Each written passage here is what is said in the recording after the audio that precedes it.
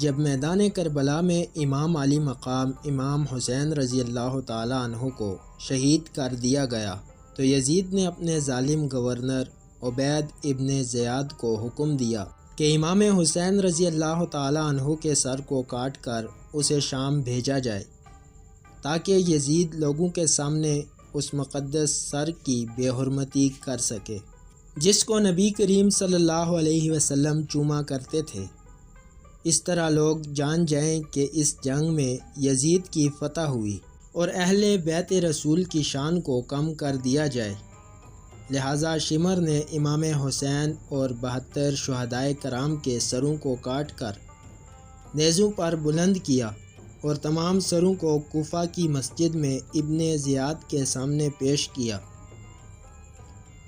اس مبارک سر کو دیکھ کر عبید ابن زیاد نے امام حسین رضی اللہ تعالی عنہ کی شان کے خلاف کچھ باتیں کہیں اور آپ کے سر پر چھڑیاں مارنے لگا۔ اس دلخراش منظر کو دیکھ کر وہاں موجود ایک صحابی رسول حضرت انس رضی اللہ تعالی عنہ نے فرمایا کہ افسوس، جس جگہ تو چھڑیاں پھیر رہا ہے یہ وہ جگہ ہے جہاں اللہ کے رسول بوسہ لیا کرتے تھے۔ عبید ابن زیاد نے حکم دیا کہ امام حسین کے سر کو یزید کے پاس شام بھیجا جائے تاکہ اس سر کو دیکھ کر لوگ عبرت حاصل کریں۔ لہٰذا روایتوں میں آتا ہے کہ جب شامی لشکر امام حسین رضی اللہ تعالی عنہ کے سر مبارک کو کوفہ سے شام لے جا رہے تھے تو سپاہیوں نے اس سر کو ایک صندوق میں رکھ دیا۔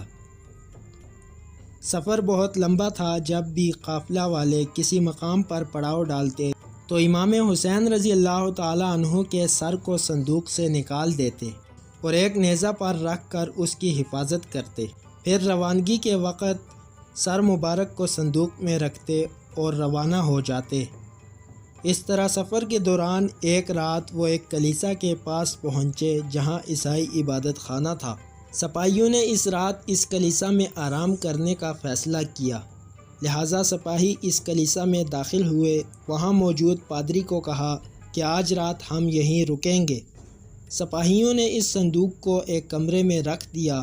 اس کلیسا میں ایک بوڑھا راہب رہا کرتا تھا جو ایک نیک صفت انسان تھا اور حضرت محمد صلی اللہ علیہ وسلم اور آپ کے اہل بیت سے نہایت ہی محبت و عقیدت رکھتا تھا۔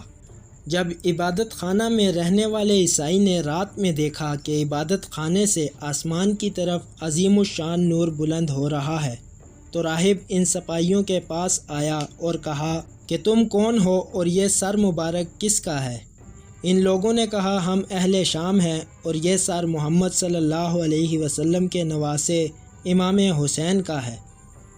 اس نے کہا تم کیسی بدبخت قوم ہو، قسم خدا کی اگر حضرت عیسیٰ علیہ السلام کی نسل مبارک کا کوئی فرد اب موجود رہتا تو ہم اس کی ایسی تعظیم کرتے کہ اس کو اپنی آنکھوں پر رکھتے، جبکہ تم نے اپنے نبی کے نواسے کے ساتھ یہ کیا حشر کیا ہے؟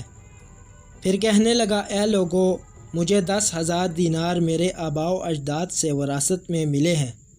اگر میں 10,000 دینار تمہیں دے دوں تو کیا یہ سر انور آج رات رکھنے کے لیے مجھے دو گے؟ یزیدیوں نے کہا کیوں نہیں، بس عیسائی راہب نے دینار کی تھیلی انڈھیل دی۔ ان لوگوں نے دینار گن کر تھیلی میں رکھ لیے اور اس پر مہر ثبت کر کے صندوق میں محفوظ کر لیے، پھر سر مبارک کو عیسائی راہب کی طرف بڑھا دیا۔ راہب نے نہایت تعظیم کے ساتھ سر مبارک لے کر اس کو غسل دیا اور اپنی گود میں رکھ کر تمام رات روتا رہا۔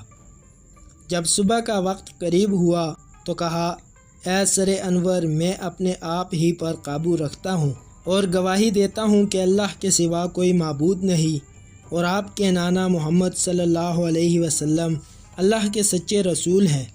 یہ کہہ کر وہ مسلمان ہو گیا اور امام حسین رضی اللہ تعالی عنہ کی غلامی میں شامل ہو گیا اور اس سر مبارک کو ان سپاہیوں کے حوالے کر دیا۔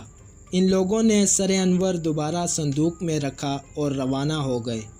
روایتوں میں آتا ہے یزید کے دربار سے شامی لشکر امام حسین کے سر مبارک کو دوبارہ لے گئے اور بدن مبارک کے ساتھ ملحق کر کے وہیں دفن کروا دیا۔